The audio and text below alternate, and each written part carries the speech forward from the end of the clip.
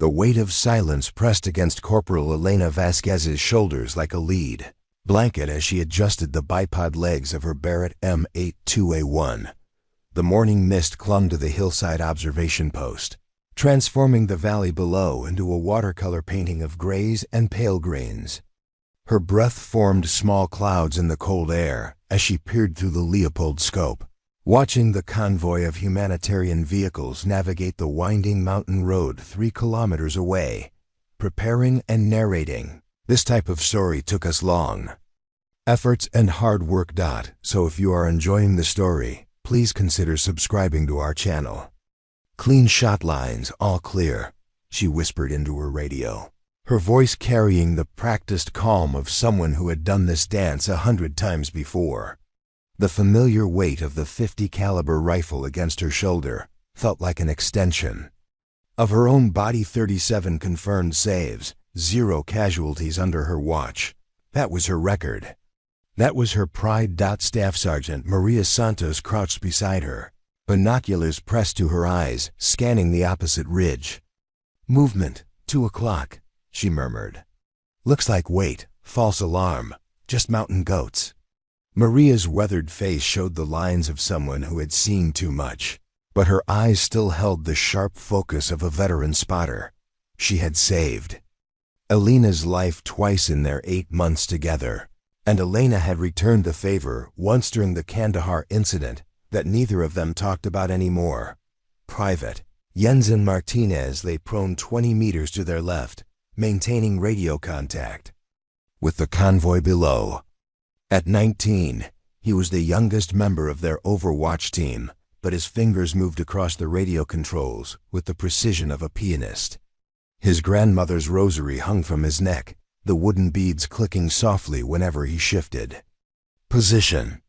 Elena had noticed he touched them before every mission, a small ritual that somehow made the whole team feel safer. The Barrett M82A1 had been Elena's companion for 2 years now. She had named her Esperanza, Hope, after her youngest sister back in San Antonio. The rifle bore the scars of their shared history. A small dent on the stock from shrapnel in Mosul, scratches along the barrel from crawling through razor wire during the embassy evacuation, and wrapped around the scope was a faded yellow ribbon that her mother had tied there during their last leave. "Para que regreses a casa," her mother had whispered. "So you come home." This valley had seen its share of violence. The locals called it Valle de Lagrimas, Valley of Tears, because of an ancient battle fought here centuries ago. But Elena preferred to think of it as Valle de Esperanza now, because in the past 6 months, their Overwatch had protected 43 convoys carrying medical supplies, teachers and engineers to the isolated villages beyond. She kept a small notebook with tallies, lives saved, children who would receive vaccines, schools that would be built because the supplies made it through safely. The radio crackled. "Overwatch, this is convoy leader. We're approaching checkpoint. Alpha, how's our sky looking?" Elena's eye remained pressed to the scope, sweeping the ridgelines with methodical precision. "Convoy leader, Overwatch. Sky is clear, no movement on the high ground. You are green for approach. Copy that, Overwatch. These villages have been waiting 3 months for this medical shipment. Appreciate you keeping us safe up there." Elena smiled slightly. Dr. Rebecca Chun, the convoy leader, was a civilian contractor who had volunteered for this assignment after her hospital in Denver had organized the medical supply drive. Elena had met her briefly at the forward operating base, a small woman with fierce determination, who carried pictures of the village children she was determined to help. "Roger, convoy leader, we've got your back." But as Elena swept her scope across the valley one more time, a glint of metal caught her attention near the old stone bridge. She adjusted the magnification and felt her blood turn to ice water. 3 figures in military fatigues were setting up what looked like an improvised explosive device along the convoy route. "Contact," she whispered into her radio. 3 military-aged males, appears to be IED placement, Grid reference 774298. Maria immediately swung her binoculars toward the coordinates. Confirmed. They're definitely placing charges under the bridge. Elena's heart rate remained steady, training kicking in, but her mind raced through calculations.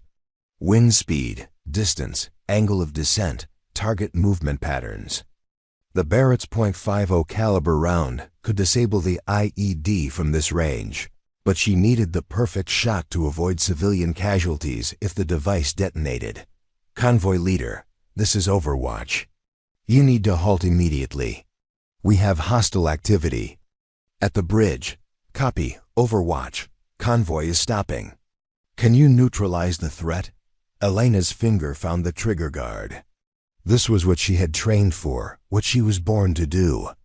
Protect the innocent, preserve life, be the guardian angel that stood between chaos and hope. She controlled her breathing, feeling the familiar zen-like focus that came before a critical shot. Target acquired, taking the shot. The Barrett roared, its massive report echoing across the valley like thunder. Through her scope, Elena watched as her round struck the eyed device directly, sending the three figures scrambling for cover as the explosive components scattered harmlessly across the rocks. Target neutralized, she reported. Convoy is clear. To proceed. But as Elena began to cycle another round into the chamber, she heard the sound that would change everything. Boots approaching from behind, moving fast and purposeful. She kept her eye to the scope, tracking the fleeing figures to ensure they didn't reposition, when a shadow fell across her shooting position. Well, look what we have here. The voice was unfamiliar, carrying an accent she couldn't place, and a tone that made her skin crawl. Elena kept her focus on the scope, maintaining overwatch for the convoy below. Identify yourself, she said without turning around. Captain Victor Kozlov, 3rd Special Operations Command. And you, little girl, are about to learn what happens when soldiers play with toys too big for them. Elena's blood went cold. She had never heard of a Captain Kozlov in their chain of command, and his accent sounded distinctly Russian. Something was very wrong here. She began to turn toward the voice when she felt rough hands grab the barrel of her rifle. I said identify yourself properly, Elena said, her voice carrying the steel that had earned her respect among her peers. Show me your credentials and state your business in this EO. But instead of responding, the man calling himself Kozlov began to pull her rifle away from her shooting position. Elena's grip tightened on Esperanza instinctively. This weapon was her responsibility. Her lifeline and the convoy below still needed protection until they cleared the danger zone. Release my weapon, sir, Elena said, using every ounce of military protocol to maintain control of the situation. I am currently providing overwatch for a humanitarian convoy and cannot abandon my post. Maria and Jensen had both turned now, sensing the tension, their own weapons ready but unsure of the threat level. The man claiming to be a captain wore military fatigues, but with patches Elena didn't recognize, and his aggressive behavior violated every protocol she had learned about inter-unit cooperation. Your post is wherever I say it is, soldier, Kozlov snarled, jerking harder on the Barrett's barrel. And right now, I'm commandeering this weapon for official business. Elena felt something snap inside her chest, not panic, but the cold clarity. That came when someone crossed a line that should never be crossed. She had held this rifle through sandstorms and rocket attacks, had maintained it with loving precision, had used it to save lives and protect the innocent. No one captain or general had the right to seize it without proper authority and due process. Sir, I need to see your orders, Elena said, her voice now carrying the dangerous calm that Maria recognized as Elena's warning tone. This weapon is assigned to me, and I cannot relinquish it without proper authorization from my commanding officer. But Kozlov's response was to plant his boot against her shoulder and yank the rifle with both hands. I don't need authorization to deal with insubordinate soldiers who don't know their place. The sound that followed would echo in Elena's memory forever. The scrape of metal against rock as her beloved rifle was torn from her grasp. The grunt of effort from a man who thought his rank gave him the right to take whatever he wanted. And underneath it all, the distant rumble of the convoy she was supposed to be protecting as it moved through the valley below. Elena rose to her feet in one fluid motion, turning to face this stranger who had violated every principle of military conduct she held sacred. What she saw in his eyes wasn't authority or legitimate command. It was the look of a predator who thought he had found easy prey. "Sir, you are in violation of..." But her words were cut off as Kozlov raised the Barrett by its barrel, clearly intending to use it as a club. In that moment, Elena realized that this wasn't about military protocol or chain of command. This was about power, intimidation, and a man who had decided that a female sniper needed to be put in her place. The realization hit her like a lightning bolt. This wasn't a legitimate military operation. This was something else entirely.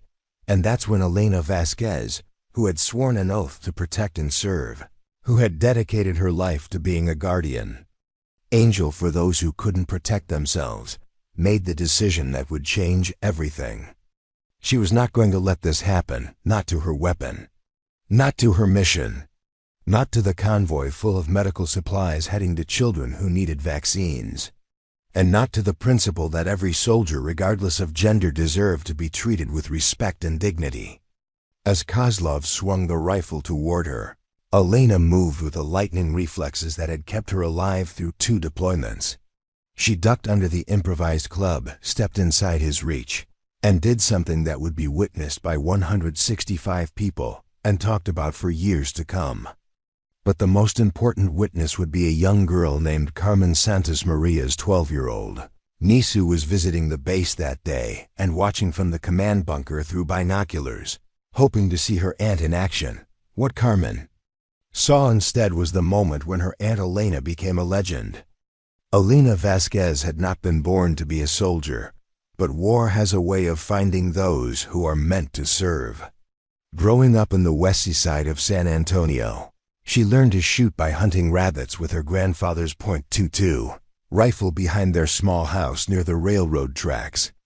Her grandfather, Roberto Vasquez, was a Korean War veteran who never talked about the battles he fought, but always spoke about the soldiers he saved. "Mia," he would tell her as she practiced shooting tin cans off the fence posts, "the gun is not about taking life. It's about protecting life. Remember that always." Elena's hands were steady even as a 10-year-old, and by 14, she could hit a playing card at 100 yards with iron sights. But it wasn't the shooting that drew her to the military. It was the stories her grandfather told about being part of something bigger than yourself, about standing between chaos and the innocent people who just wanted to live their lives in peace. Her daily routine at Forward Operating Base Whiskey had become a meditation in precision. Every morning at 0500, Elena would rise from her narrow cot in the female barracks and begin the ritual that kept her alive and kept others safe. First, she would clean and inspect Esperanza, even though she had cleaned the rifle the night before. Every component was checked, every mechanism tested, every optical surface polished to perfection. Sergeant Santos would often find her in the armory at this hour, working by the light of a small LED lamp, her movements methodical and loving. "You know that rifle better than most people know their own heartbeat," Maria would joke, but there was deep respect in her voice. She understood that in their line of work, the relationship between a sniper and her rifle was sacred, after weapons. Maintenance, Elena would run 5 miles around the perimeter of the base, always taking the same route, always finishing in exactly 32 minutes. The morning run wasn't just about physical fitness, it was her way of reading the landscape, understanding how the light fell across the valley at different times, how the wind patterns changed with the seasons, how the sounds of the local wildlife could tell her if strangers were moving through the hills. Lance Corporal Danny Rodriguez, the base communications specialist, would often wave from the radio tower as Elena completed her circuit. He was a quiet young man from Corpus Christi who had joined the military to pay for college, but discovered he had a gift for intercepting and translating intelligence communications. Elena had saved his life during a mortar attack 6 months earlier, diving to shield him when shrapnel tore through the communications bunker. Since then, he always had fresh coffee waiting for her when she finished her run. "Elena," he would say, handing her the steaming cup, "my grandmother always said that angels come in many forms. I think maybe you're the kind with a rifle." But Elena carried contradictions that made her more human than angel. She could thread a needle with a .50 caliber round at 1,000 yards, but she was afraid of spiders. She had never missed a critical shot in combat, but she still had nightmares about the time in middle school when she missed the game-winning free throw that would have taken her basketball team to state championships. She could remain perfectly still for hours while waiting for a target, but she couldn't sit through a movie without fidgeting. Her letters home revealed a tenderness that her fellow soldiers rarely saw. To her mother, "Mama, today we protected a convoy of teachers heading to a village school. I thought of you and how you always said that education is the most powerful weapon we can give to children. I hope I'm making you proud." To her sister Esperanza, her rifle's namesake, "Little sis, I saw a girl about your age today, carrying books that our convoy helped deliver. She reminded me why I'm here. Keep studying hard. I want to see that college acceptance letter when I get home." Elena's kindness was legendary among the local population. She had learned enough of the regional dialect to communicate basic phrases, and she always carried chocolate bars to give to children who waved at their convoys. The village elders had given her a nickname, La Ángel de los Cerros, the Angel of the Hills, because they knew that when Elena was on overwatch, their children would make it safely to school, but her dreams were complicated by the realities of war.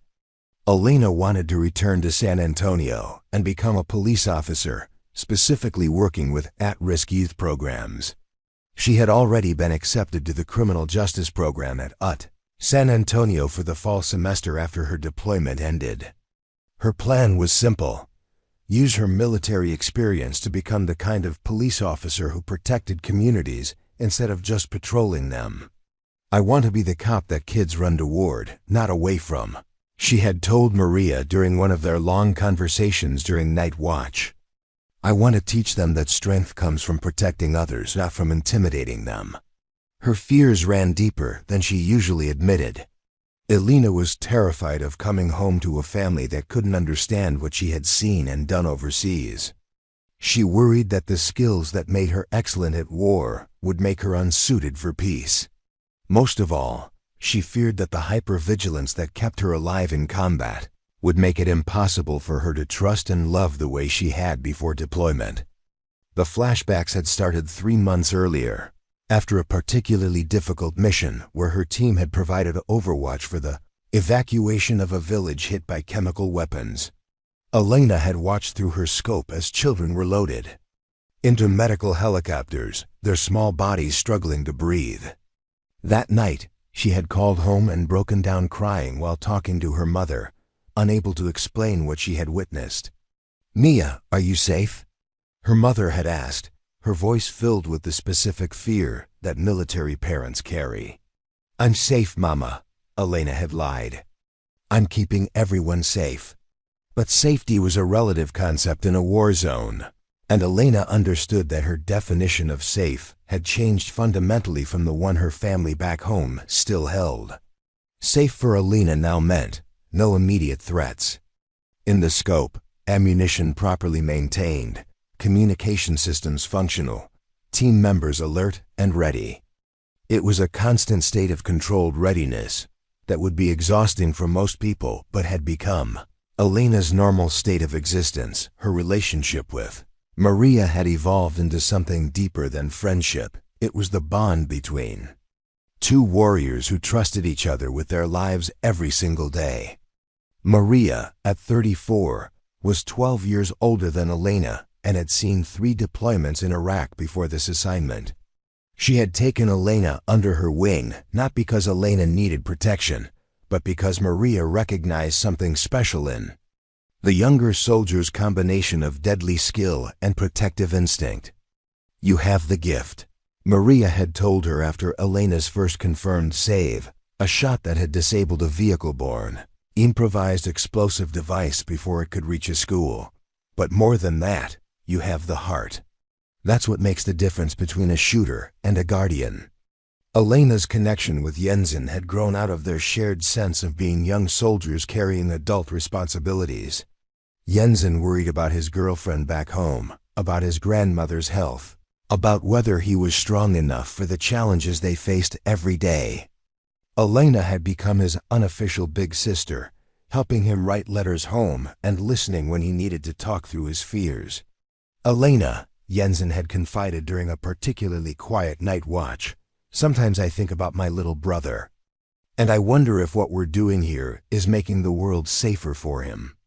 "It is," Elena had replied without hesitation. "Every convoy we protect, every school that gets supplies, every village that stays safe, it all connects, Jensen. We're building something better, one mission at a time." But Elena's certainty about their mission was built on a foundation of doubt about herself. She kept a journal where she wrote down every shot she took, every decision she made, every moment when she had to choose between different ways of protecting her team and the people they served. The journal entries revealed a young woman grappling with the weight of life and death. Responsibility. Day 127. "Took a shot today that probably saved the convoy, but I keep thinking about the guy who was placing the IED. What if he has kids? What if he's just trying to feed his family?"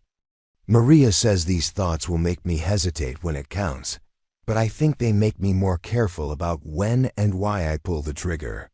Day 203. Jensen asked me today if I ever get scared. I told him no, but that's not true. I get scared every time we go out. Not scared of dying, scared of letting someone down. Scared of missing the shot that could save lives. Scared of taking a shot I didn't need to take. The morning routines, the careful maintenance of her equipment, the physical training, all of it was Elena's way of building confidence through competence. She understood that in her role as a sniper, there was no room for improvisation when lives were at stake. Everything had to be practiced, prepared, and perfect. Her rifle Esperanza had become more than a tool, it was a connection to her purpose, her identity, and her promise to come home safely to her family. She had customized small details that no one else would notice. A tiny piece of grip tape positioned exactly where her thumb naturally rested. A sling adjusted to the millimeter for her body mechanics. A scope 0 that accounted for her particular vision and shooting style. "That rifle is part of you now," Rodriguez had observed one morning as he watched Elena's maintenance routine. "It's like watching an artist care for their brushes." Elena had smiled at the comparison. "My grandfather used to say that a craftsman is only as good as their relationship with their tools. This rifle helps me be the person I want to be." What Elena hadn't anticipated was how that relationship with her rifle would be tested not by enemy fire or equipment failure, but by someone who should have been an ally. Someone who would see her competence as a threat, her dedication as insubordination, and her identity as a female soldier as a problem to be solved. The morning that Captain Kozlov appeared at their observation post, Elena had completed her usual routine flawlessly. Her rifle was perfectly maintained, her position was optimal for protecting the convoy below, and her team was functioning with the precision that had kept them all alive for 8 months of deployment. She could not have known that all of her preparation, all of her skill, and all of her dedication would be challenged not by the chaos of battle, but by the calculated cruelty of a man who believed that power gave him the right to humiliate and control those under his command. As Elena rose from her shooting position to face the stranger who had seized her rifle, every moment of her training, every lesson from her grandfather, every principle she had sworn to uphold, came together in a single crystalline moment of decision. She would not be intimidated. She would not be diminished. And she would not allow anyone, regardless of rank, to violate the sacred trust between a soldier and her weapon. What happened next would define not just Elena's military career, but her understanding of what it truly meant to protect and serve. Confrontation escalated with the terrible inevitability of an avalanche.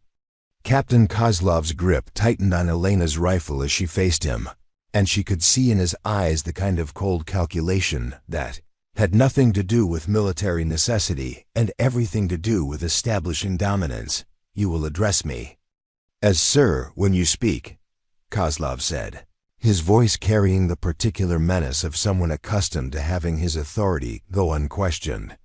"And you will surrender this weapon immediately for inspection and reallocation." Elena's mind raced through regulations and protocols. Any legitimate weapon inspection would be conducted by her direct chain of command, with proper documentation, and certainly not in the middle of an active mission. "Sir, I request to see your written orders for this action. My rifle is currently assigned to me by—" "I don't need to explain myself to a soldier who clearly doesn't understand her place in this military," Kozlov interrupted. "Especially not to some little girl playing dress-up as a sniper." The words hit Elena like physical blows, but they also crystallized something important. This wasn't about military protocol or weapons inspection. This was about gender power, and a man who had decided that her competence was somehow a personal affront to his authority. Staff Sergeant Santos stepped forward, her hand resting carefully on her sidearm. "Sir, Corporal Vasquez is currently providing overwatch for an active humanitarian convoy. Perhaps this inspection could be conducted after the mission is complete." Kozlov's head snapped toward Maria with predatory focus. "Did I ask for input from you, Sergeant? Last I checked, sergeants don't question captains, and women don't question men when real military business is being conducted." Jensen's radio crackled with updates from the convoy below.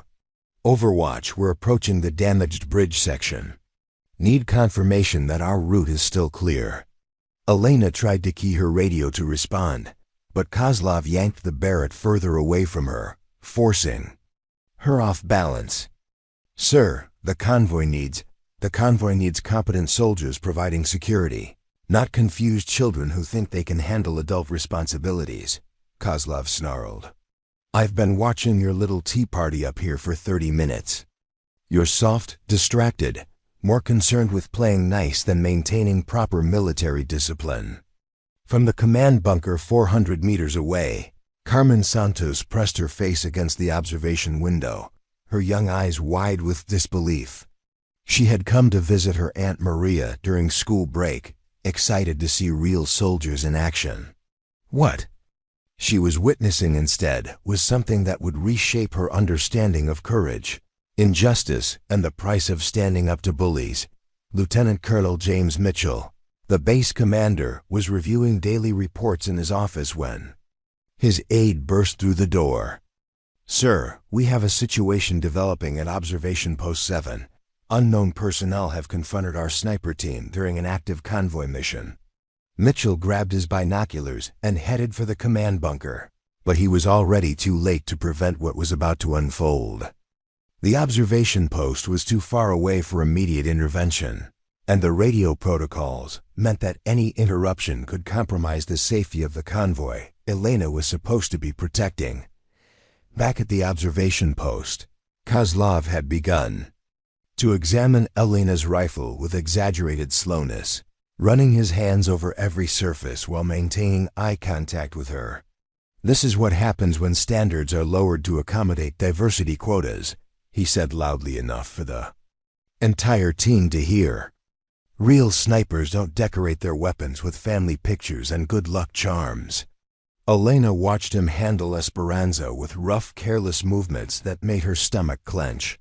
The yellow ribbon her mother had tied around the scope was twisted and stretched. The custom grip tape she had positioned so carefully was being peeled away by his thumbnails. Most infuriatingly, he was treating her rifle not as a precision instrument, but as a prop in his performance of dominance. "Sir, that weapon has been zeroed specifically for my shooting style and mission requirements," Elena said, fighting to keep her voice level. Any adjustments to the scope or grip configuration could compromise accuracy and endanger the convoy we're protecting. "Oh, I see," Kozlov said with mock understanding. "You think this rifle belongs to you. You think you've earned the right to make demands about how military equipment is handled." He deliberately loosened the scope rings, causing the optics to shift slightly. "Let me explain something about military equipment, little girl. Nothing here belongs to you. This rifle, this position, this mission, all of it exists at the pleasure of your superior officers." Private Rodriguez, monitoring communications from his position in the radio bunker, could hear fragments of the confrontation through Elena's open mic. He immediately began recording the frequency and preparing to alert the base command.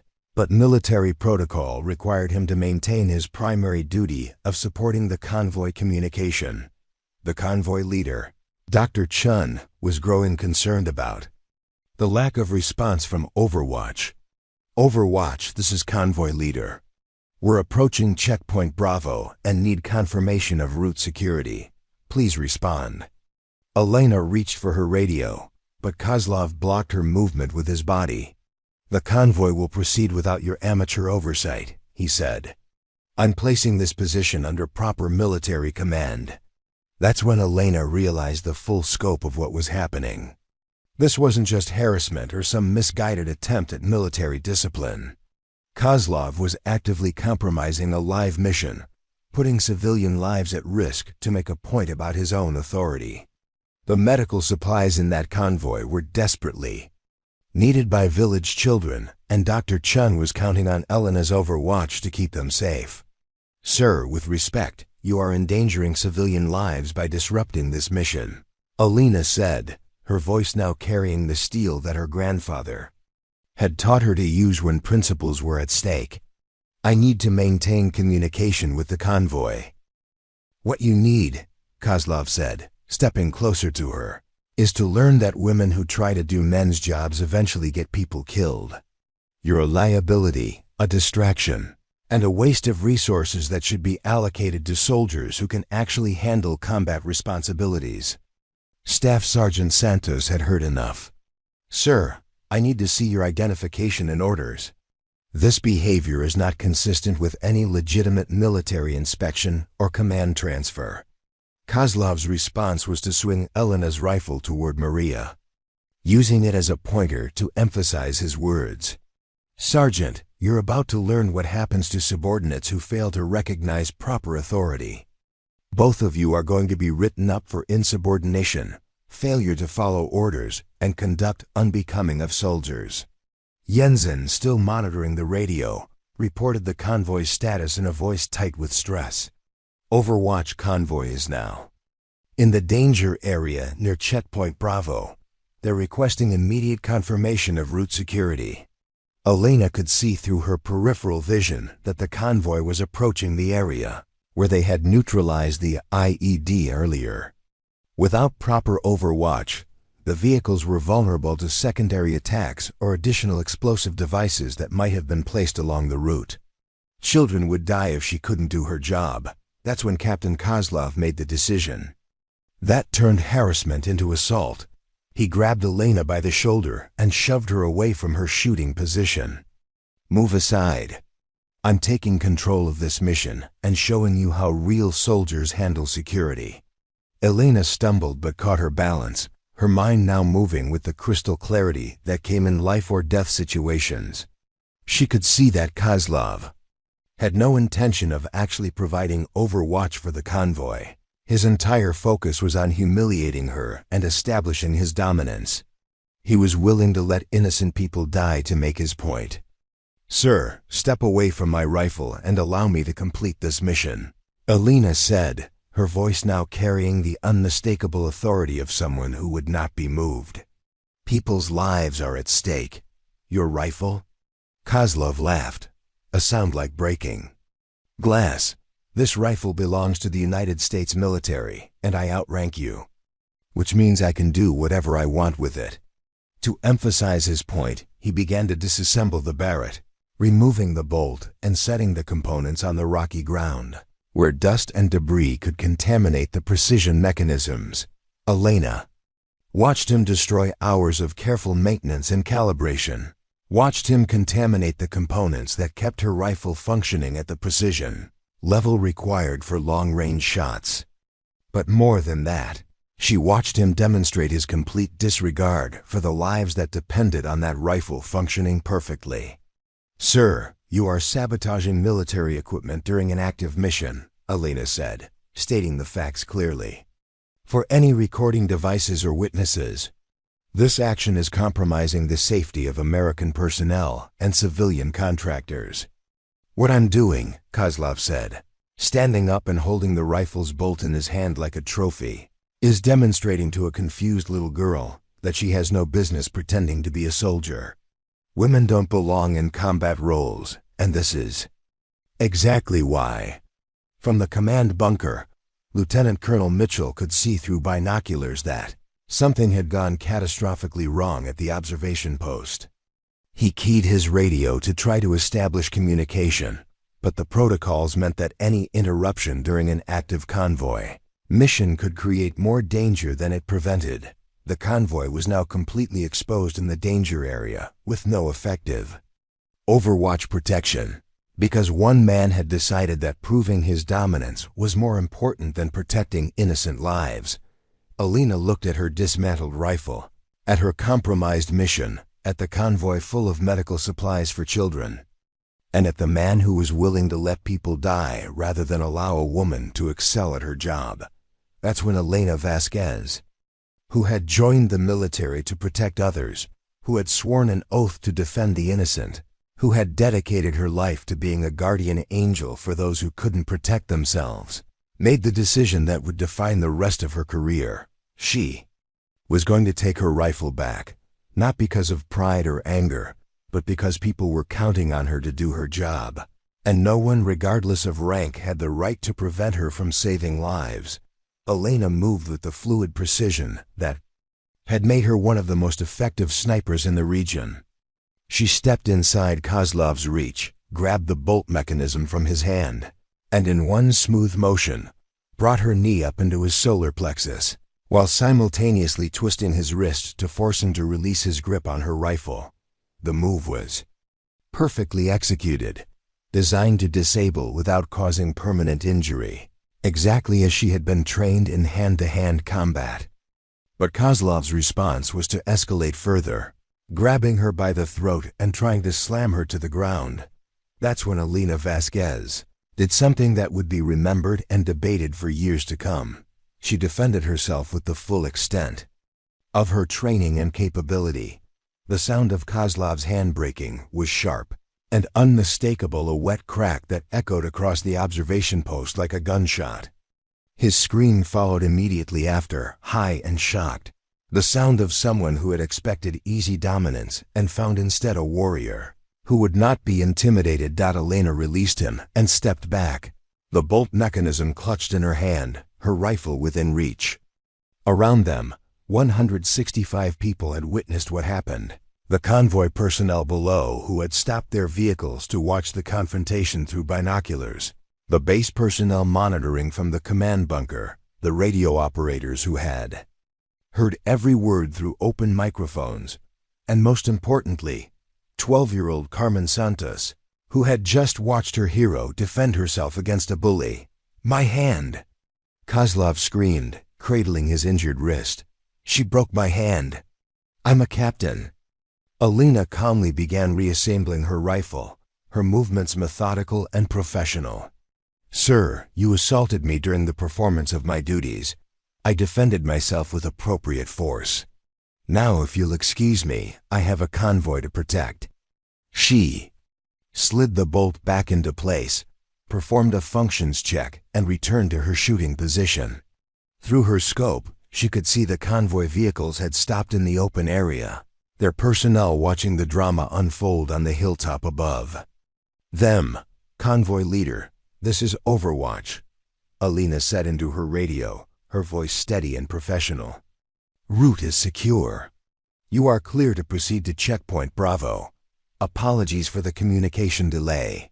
"Copy, Overwatch," came Dr. Chun's relieved voice. "Is everything all right up there?"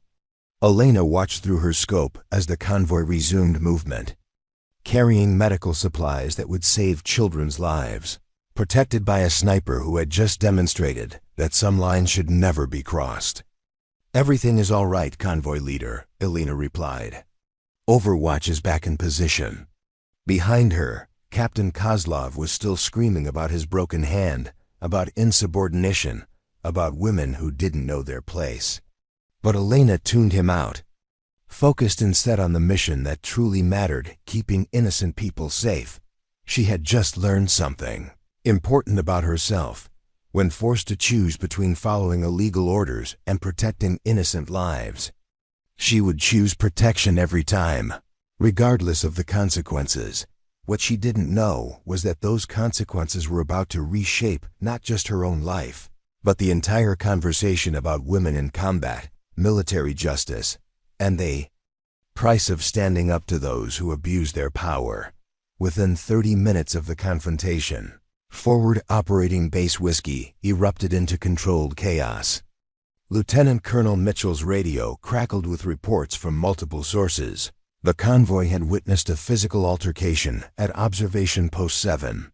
Medical personnel were being requested for an injured officer, and preliminary reports suggested that Corporal Vasquez had assaulted a superior officer, but Rodriguez, monitoring communications from the radio bunker, had recorded the entire incident on multiple frequencies. His equipment had captured not just Elena's professional responses to the convoy, but also every word of Kozlov's harassment, his deliberate sabotage of military equipment, and his physical assault on Elena. "Sir," Rodriguez reported to Lieutenant Colonel Mitchell as soon as the colonel reached the communications center, "I have complete audio documentation of the incident. The individual identifying himself as Captain Kozlov initiated the confrontation, compromised active mission equipment, and physically assaulted Corporal Vasquez first." Mitchell listened to the recordings with growing fury and disbelief.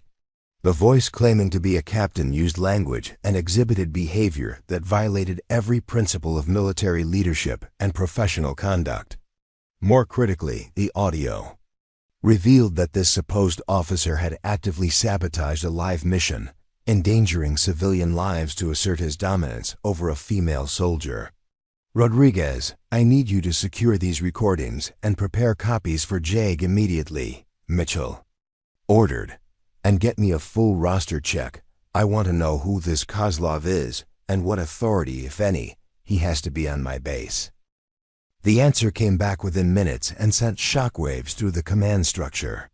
There was no Captain Victor Kozlov assigned to 3rd Special Operations Command. There was no Victor Kozlov with any current military status in the entire theater of operations.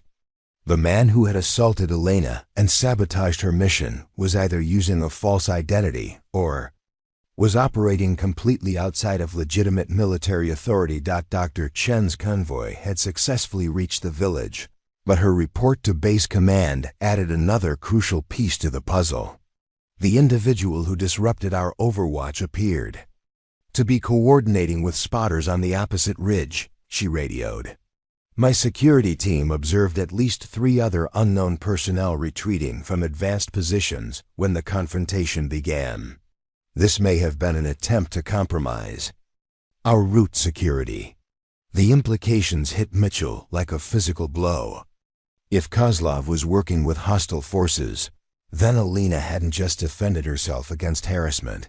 She had potentially disrupted an enemy operation designed to eliminate American overwatch capabilities and leave the convoy vulnerable to attack. Staff Sergeant Santos and Private Jensen were evacuated from the observation post and immediately debriefed by military intelligence officers.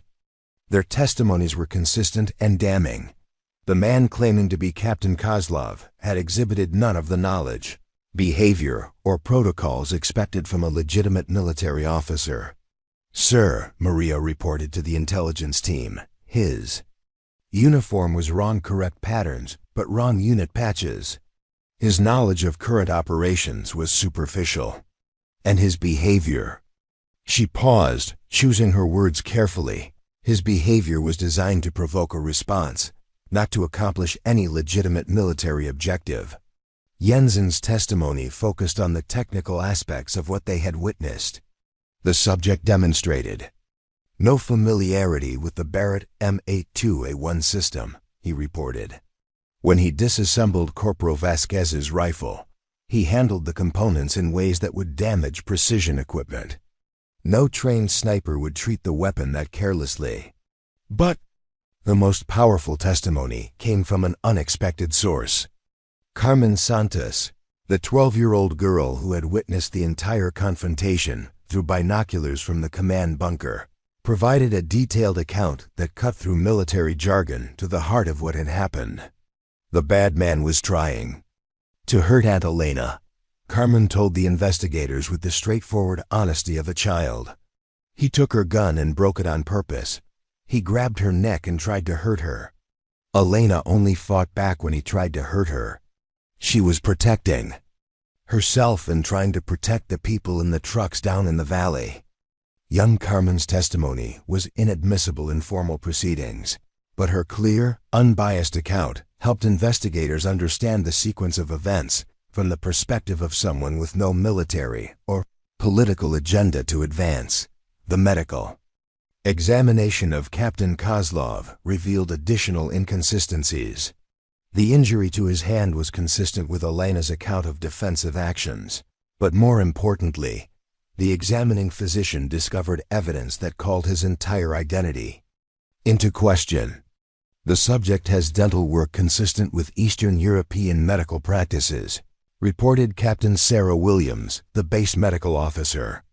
More significantly, he has what appears to be a partially removed tattoo on his left shoulder blade. Tattoo that matches known insignia used by foreign intelligence operatives. The revelation that Elena had potentially broken the hand of an enemy operative attempting to compromise American military operations changed everything. What had initially appeared to be a case of insubordination and assault was now being investigated as a successful counterintelligence operation conducted by a soldier who had instinctively recognized and responded to a threat. Colonel Patricia Hayes, the regional JAG officer, arrived at the base within 6 hours to take charge of the investigation.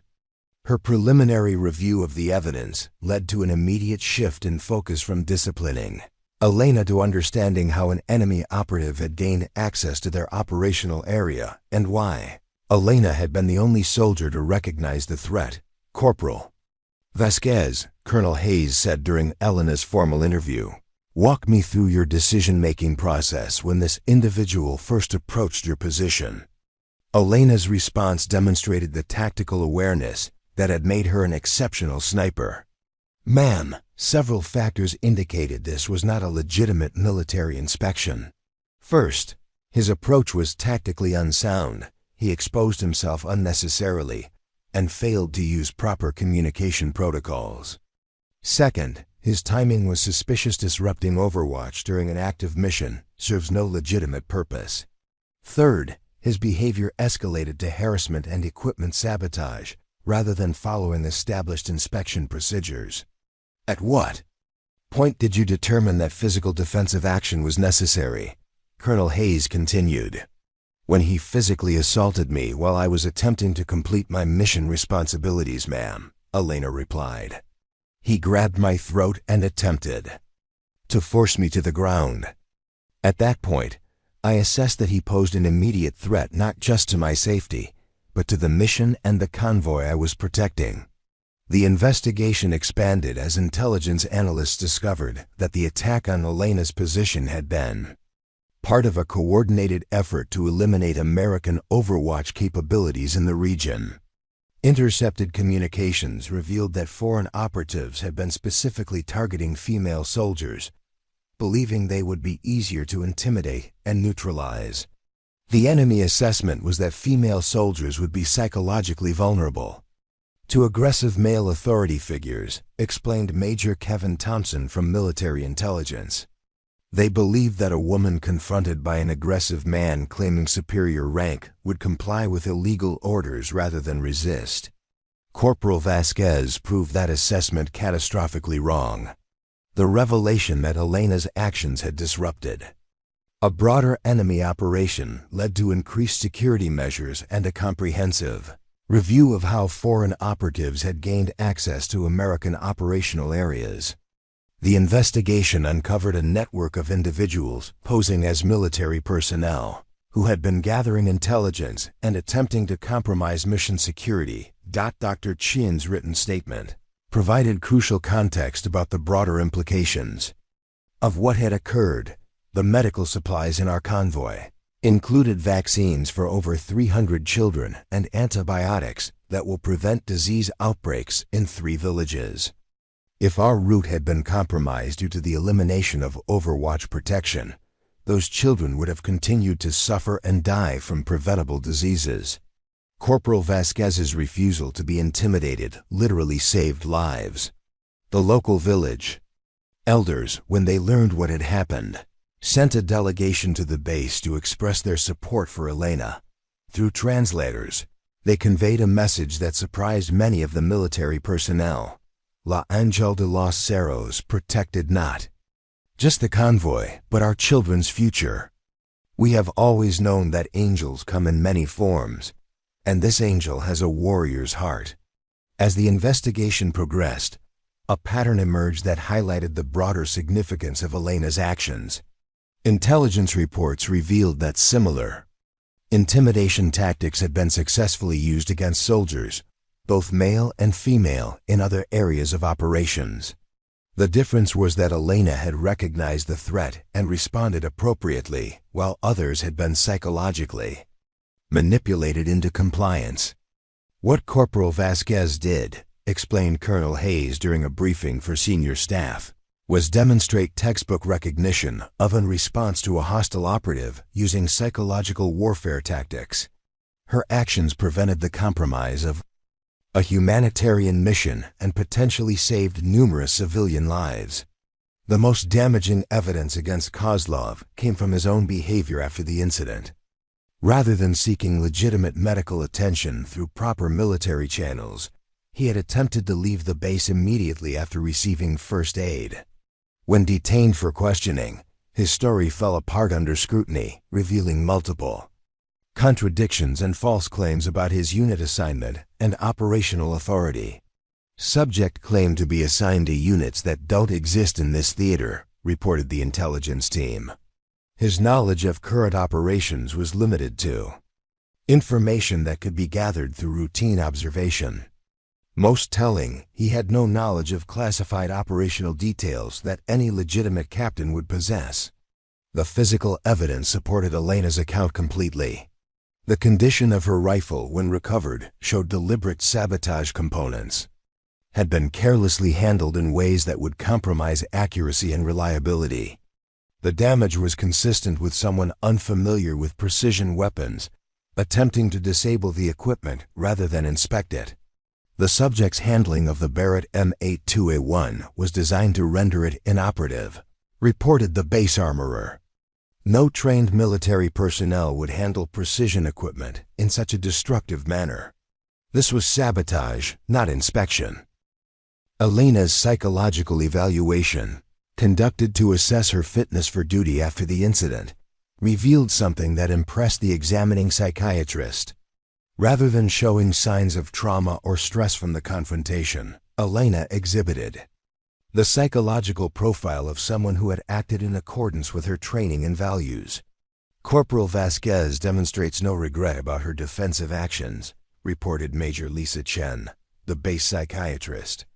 Her primary concern is whether her temporary inability to provide overwatch might have endangered the convoy. Her psychological response is consistent with a soldier who acted appropriately under extreme circumstances. The investigation's conclusion was unambiguous. Elena had encountered an enemy operative conducting psychological warfare against American military personnel.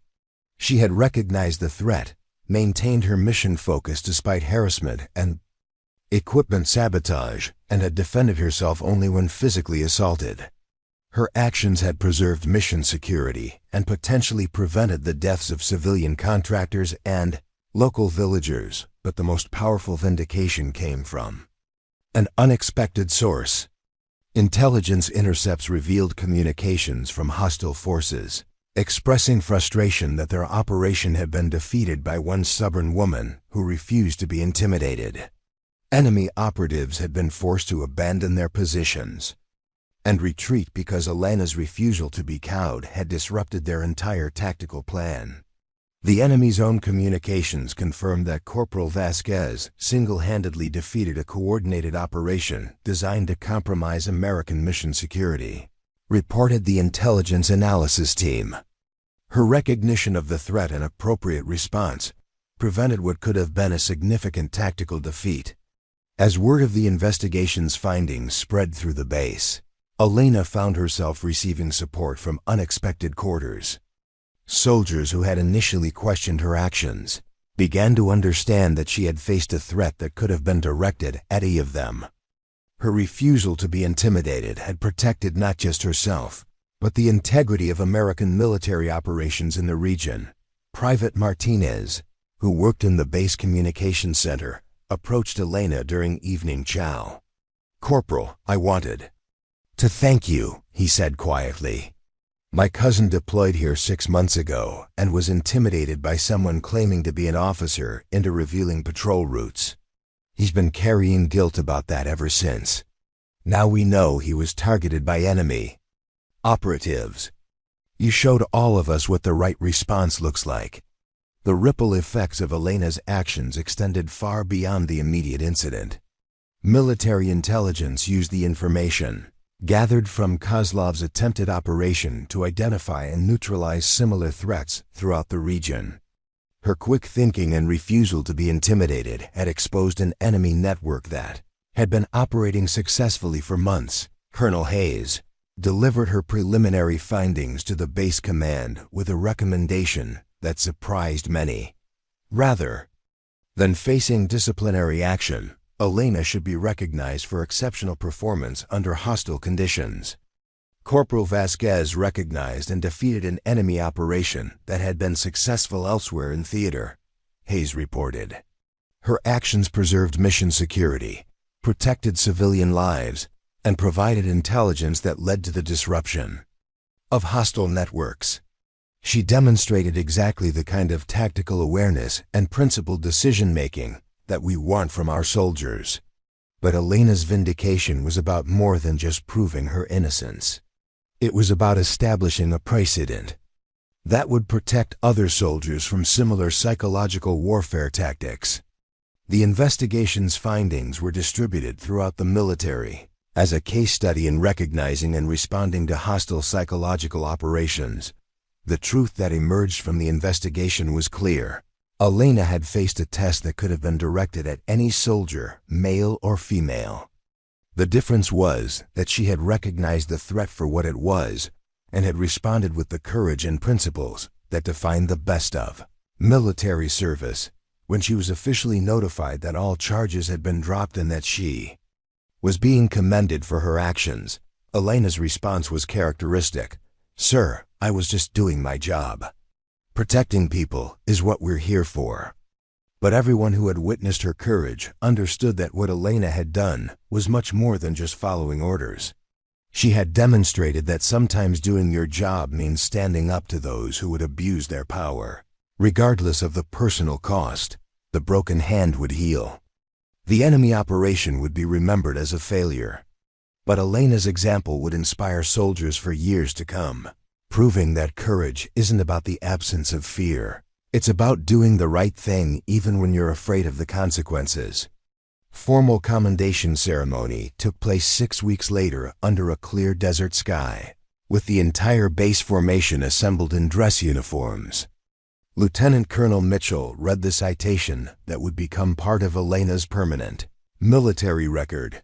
for exceptional valor in the face of hostile psychological operations, tactical awareness that prevented enemy infiltration, and unwavering dedication to mission accomplishment under extreme duress. But the ceremony was just the beginning of changes that rippled outward from Elena's actions, like stones thrown into still water. Within days of the investigation's conclusion, new protocols were established for verifying the identity and authority of any personnel attempting to interfere with active missions. Elena's experience became required reading for soldiers throughout the theater, helping them recognize similar threats. Major Thompson from military intelligence approached Elena after the ceremony with a request that would reshape the next phase of her deployment. "Corporal, we'd like you to help develop training scenarios based on what happened to you. Other soldiers need to understand how to recognize and respond to psychological warfare tactics." Elena accepted the assignment, but insisted on one condition. The training would focus not on her individual actions, but on the principles that guided her decision-making. "Sir, what happened to me could happen to any soldier. The important thing isn't that I broke someone's hand, it's that I recognized when someone was trying to manipulate me into abandoning my mission." The training program Elena developed became known throughout the military as the Vasquez Protocols, a systematic approach to recognizing hostile psychological operations and maintaining mission focus despite intimidation attempts. The protocols were built around three core principles: verify authority through proper channels, maintain mission priorities despite distractions, and respond proportionally to legitimate threats. Dr. Chun, who had led the convoy that Elena protected, returned to the base specifically to thank her. "Elena, those medical supplies reached children who had been waiting months for treatment. Because you refused to be intimidated, kids are alive today who might not have been.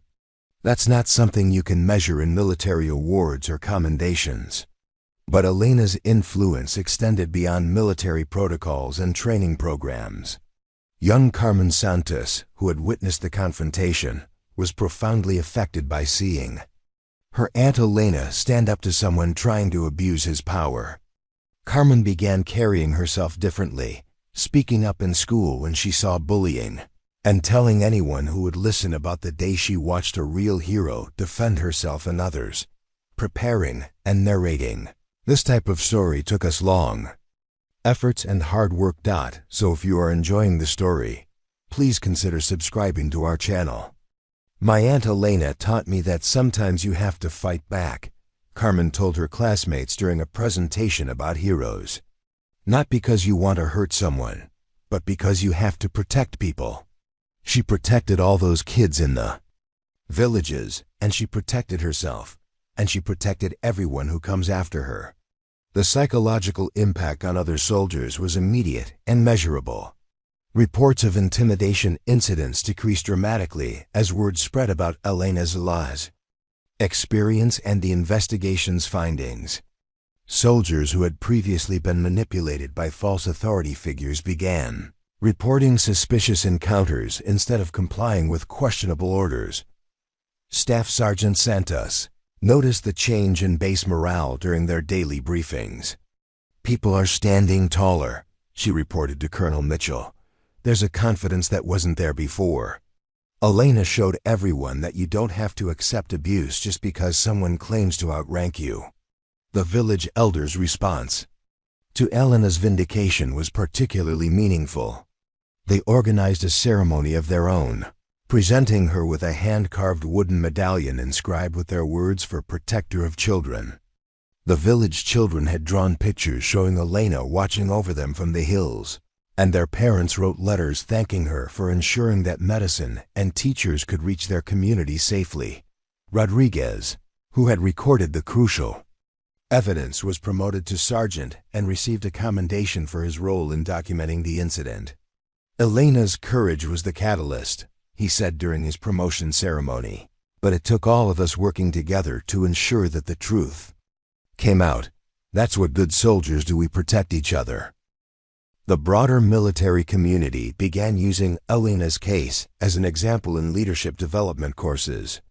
Her ability to maintain focus on protecting others while defending herself became a model for principled decision-making under pressure.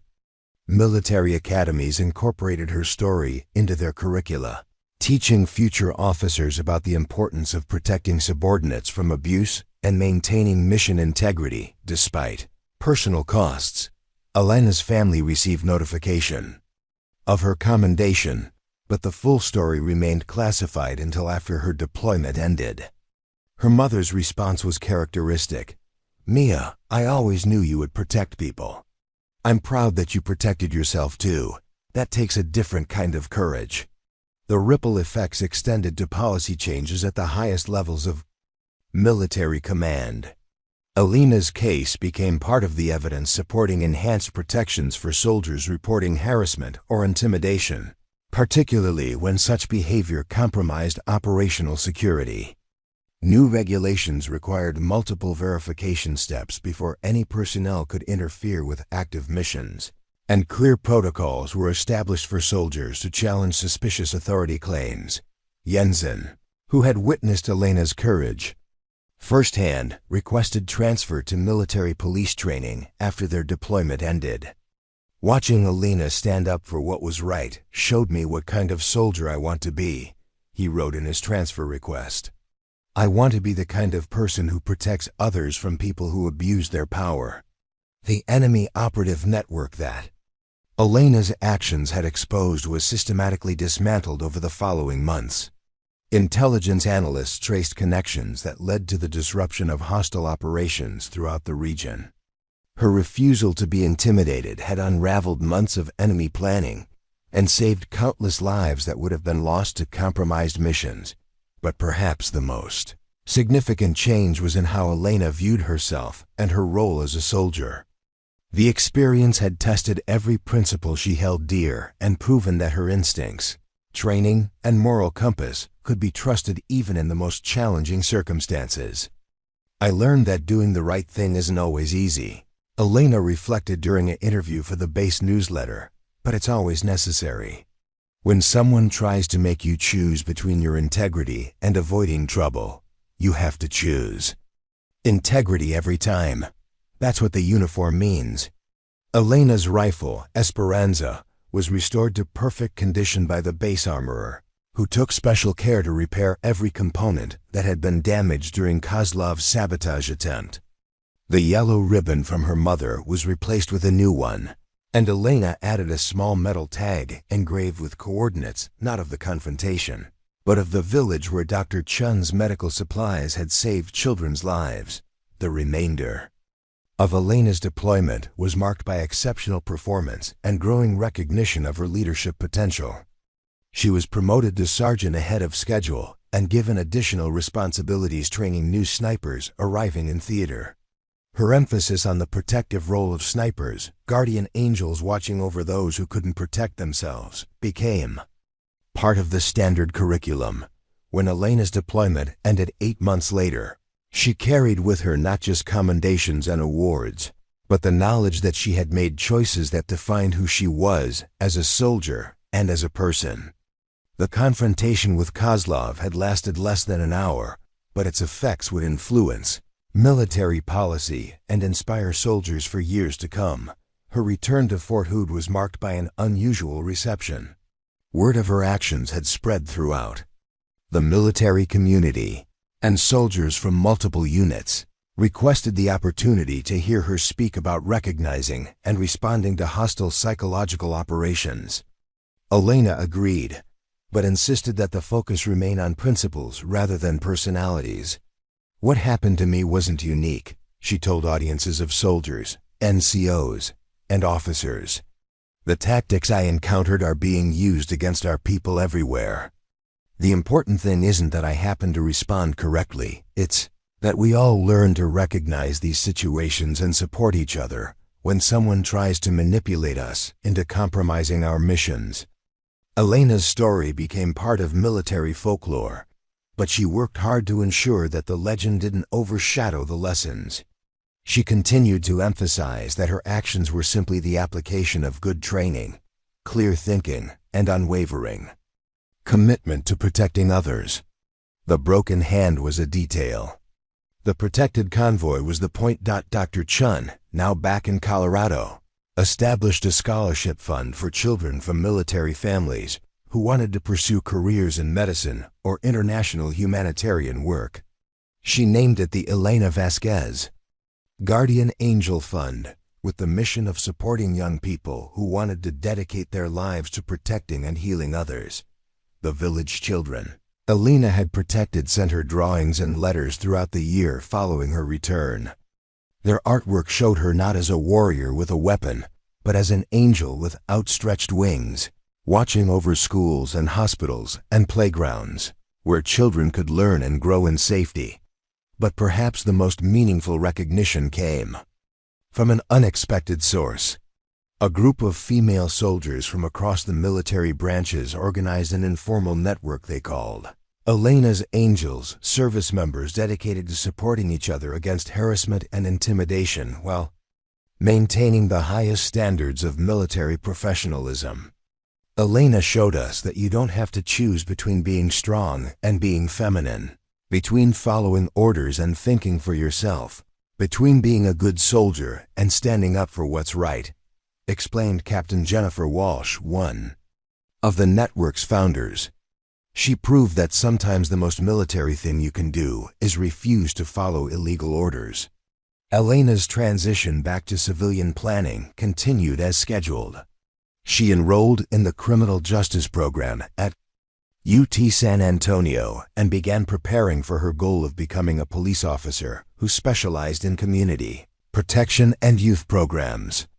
But her military experience had given her a deeper understanding of what protection really meant, not just physical safety, but the preservation of dignity, integrity, and the right to be treated with respect regardless of gender, rank, or background. Grandfather Roberto lived to see her commendation ceremony and hear the full story of her actions. His response summarized everything Elena had learned about the true meaning of service. "Mia, you remembered that the gun is not about taking life, it's about protecting life.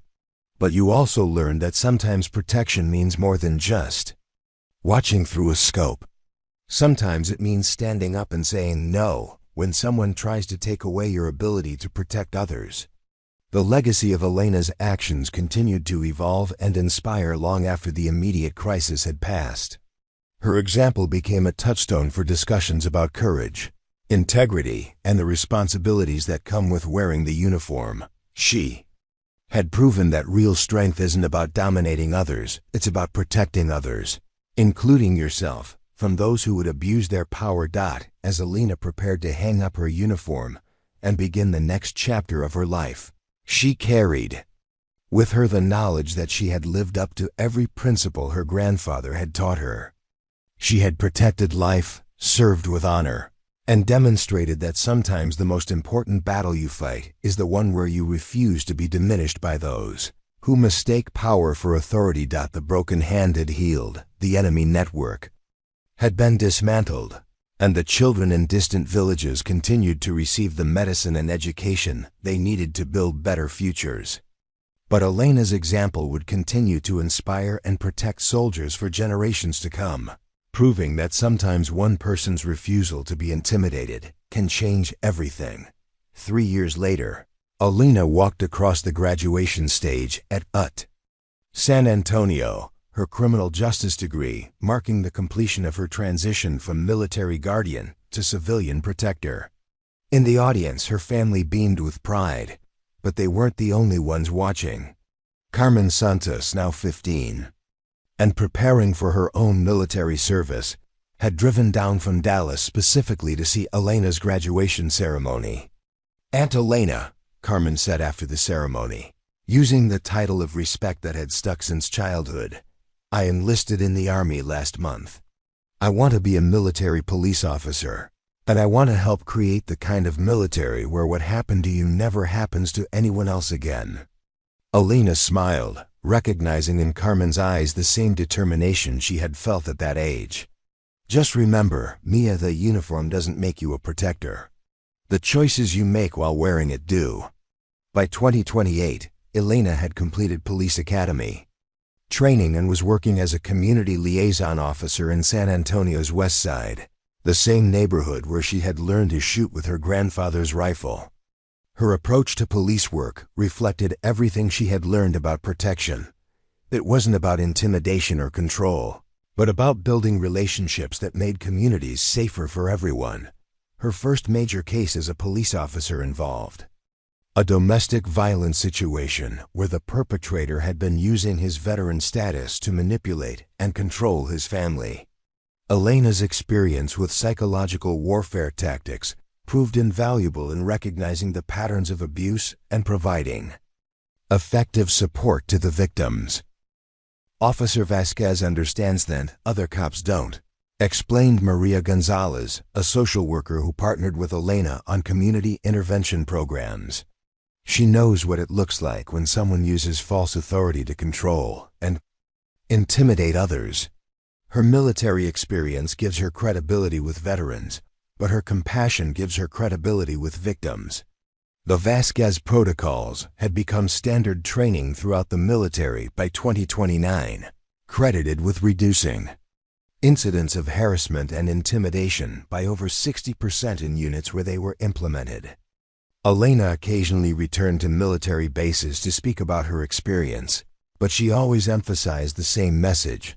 The techniques worked not because she was special, but because they were based on sound principles that any soldier could apply. During one of these visits to Fort Hood, Elena met Sergeant First Class Jennifer Martinez, formerly Private Jensen, who had become an instructor in the military police training program. Elena, Jensen told her, "I tell every class about the day I watched you choose to protect the mission over protecting yourself from trouble. That's the standard I try to teach: mission first, but never forget that protecting people is always part of the mission." Carmen Santos graduated from military police training in 2030, finishing first in her class in both academics and leadership evaluations. Her graduation speech referenced, "A woman who taught me that real strength comes from protecting others, not from intimidating them." She requested assignment to the same region where Elena had served, wanting to continue the work of protecting humanitarian missions and building positive relationships with local communities that Dr. Rebecca Shun's Medical Foundation had grown into an international organization providing healthcare to conflict zones around the world. She established the Guardian Angel Protocol for her field teams, comprehensive security procedures based on Elena's experience that helped medical personnel recognize and respond to threats while maintaining their humanitarian mission focus. Elena's example showed us that protection and compassion aren't contradictory. Dr. Chen explained during a medical conference in Geneva.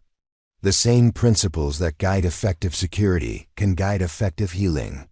Both require watching over others, responding to genuine threats while avoiding unnecessary harm, and never losing sight of why you're there. Rodriguez, now a master sergeant, had become the base communications chief at Fort Hood. He maintained the recording equipment that had captured Elena's confrontation with Kozlov, now preserved in the military archives as a historical example of psychological warfare recognition and appropriate response. "Every new communications specialist listens to that recording," he explained to visiting researchers.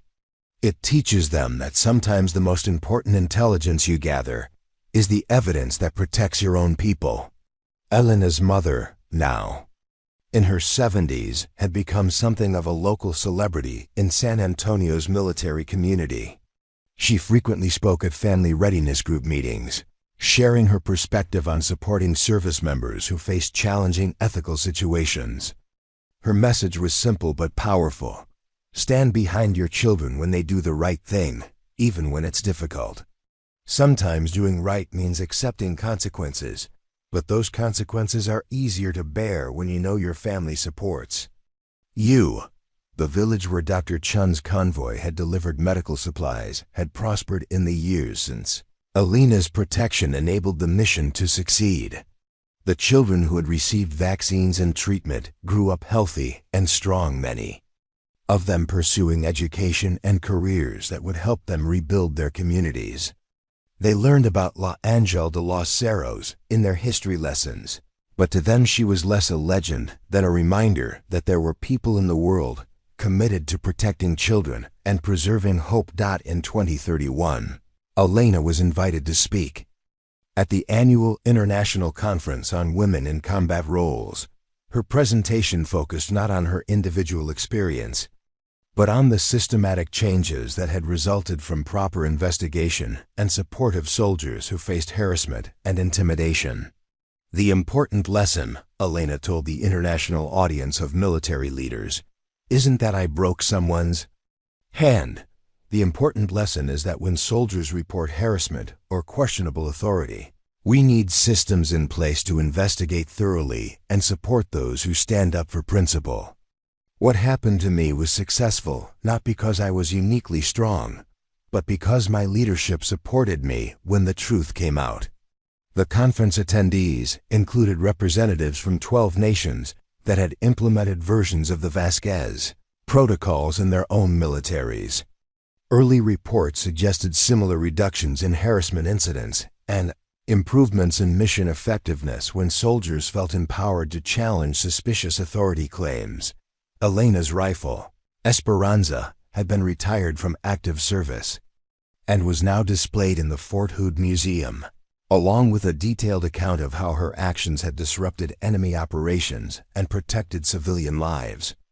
Visitors often asked about the significance of the yellow ribbon and the coordinate markers, leading to conversations about the true meaning of military service and the importance of protecting others, but perhaps the most significant long-term impact of Elena's actions was visible in the young people who had been inspired by her example. Carmen Santos had begun her own military career, but she was joined by hundreds of others who had chosen service, specifically because they had learned about Elena's story and wanted to be part of a military that valued courage, integrity, and protection of the innocent over blind obedience to authority. Marcus Chun, Dr. Chun's son, enlisted in the Army Medical Corps in 2032 with the explicit goal of providing humanitarian assistance in conflict zones. His application Essa referenced Elena's protection of his mother's convoy and expressed his desire to be part of the system that protects healers and helpers so they can do their work without fear. In 2033, Elena received a letter that moved her more than any official commendation had. It came from a young woman named Sarah Kozlov, the daughter of the operative whose hand Elena had broken. Sarah had grown up believing her father was a hero killed in combat, until she learned the truth about his activities and the circumstances of his capture. Ms. Vasquez, Sarah wrote, learning the truth about my father's actions was difficult, but it helped me understand why he was never able to talk about his service.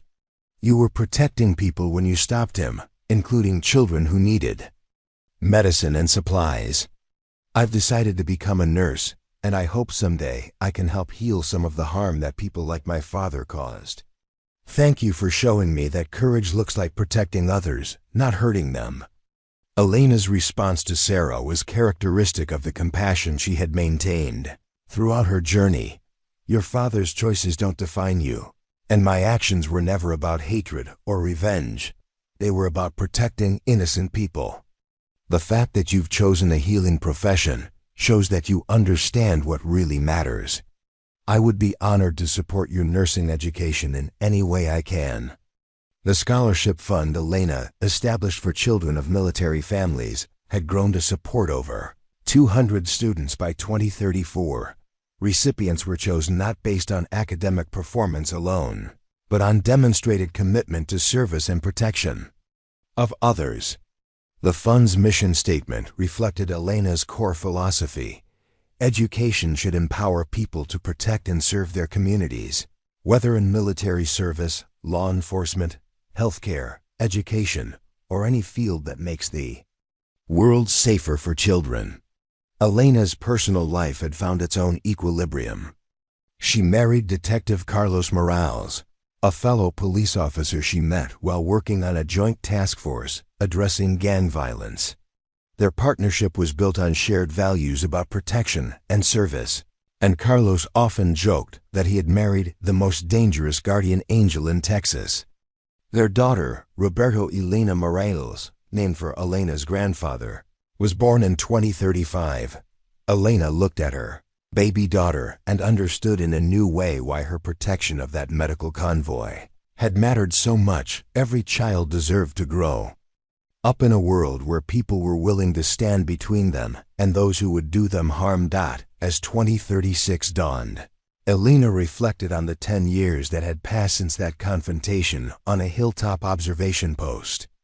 The broken hand had healed long ago, but the principles demonstrated that day continued to ripple outward, influencing military policy, inspiring young service members, and reminding people that sometimes the most important battle you fight is the one where you refuse to let bullies win. The enemy operative network that had targeted her was long since dismantled, but Elena knew that there would always be new threats, new people who tried to use fear and intimidation to achieve their goals. That's why the work continued, training soldiers to recognize psychological warfare, supporting victims of harassment and intimidation, and teaching young people that real strength comes from protecting others. Elena's story had become larger than herself, but she remained committed to keeping the focus on principles rather than personalities. When people called her a hero, she gently redirected their attention to the systems and supports that had enabled her actions to have positive consequences. Heroes don't act alone, she would explain to audiences. I had teammates who supported me, leaders who investigated thoroughly, and a system that ultimately chose truth over convenience. The lesson isn't that individuals should fight battles by themselves, it's that we need to build communities and institutions that support people when they stand up for what's right. The village children Elena had protected were now young adults, many of them parents themselves. They told their children about the guardian angel who watched over them from the hills, ensuring that medicine and teachers and hope could reach their community. Some of those children had emigrated to America, where they pursued careers in medicine, education, and public service, carrying forward the cycle of protection and care that Elena's actions had preserved. At age 32, Elena looked back on her journey from a young woman with a rifle to a police officer, mother, and community leader, understanding that all of it had been connected by the same thread: the commitment to stand between chaos and the innocent, to protect those who couldn't protect themselves, and to ensure that power was used to serve rather than to dominate. Quiet evenings. Elena would sometimes take her daughter to the park where she had learned to shoot with her grandfather's rifle. Roberto Elena was still too young to understand the stories, but Elena would tell them anyway, wanting her daughter to grow up knowing that the world was full of people dedicated to protecting children and preserving hope. Mia, Elena would whisper, echoing her grandfather's words, always remember, strength is not about taking, it's about protecting. And sometimes, when you protect others, you help them grow strong enough to protect the next generation. As the sun set over San Antonio, Elena could hear in the distance the sounds of children playing, families gathering, communities thriving in safety and peace. Those sounds were the true measure of success, not the broken hand or the commendations, or the recognition, but the simple fact that somewhere, children were growing up protected by people who